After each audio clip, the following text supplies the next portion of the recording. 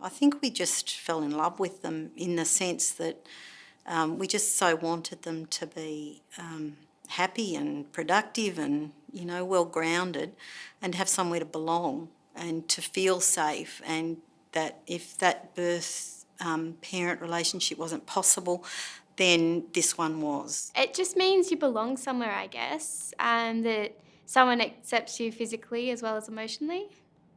That's it. And that's the thing, these kids so want a sense of belonging. And it's the love that you get from that sense of belonging. You can tell them all the time, look, you are mine. There's no way you're going to leave when you're 18. We are here for you forever. Wow, I finally found like a family. I had somewhere that I belonged. It was pretty special, and because we didn't think anything would really change once the adoption went through, but actually everything did change. Once the adoption happened, Shaye literally grew a foot taller. He actually grew a foot taller. He became confident. He made friendships. His things became precious to him. I didn't think I would be able to adopt him because I was a single mother.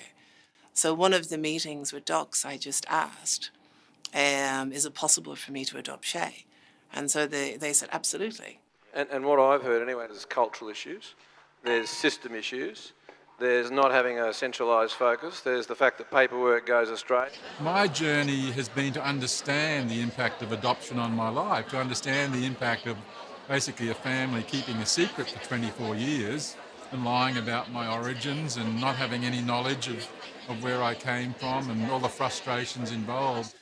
All of the evidence suggests that children who have no association at all with their biological parents generally yearn for some understanding, some knowledge of their history, and certainly, in many cases, a direct connection with their parents. They are the lens, really, through which children come to understand their past. And that's fabulous for identity. I've always had such a really good relationship with her. So she's always, we always have big get-togethers, and she's as much as a part of my family as my adoptive family are. The kids could have, an awesome life, and we still get to be a part of that. The greatest joy in my life comes at their greatest heartache. How do I not love the parents of my children? Because I wouldn't be a mum if it wasn't for Emma and Josh. Deana has a comment that she says she adopted us as well as the kids.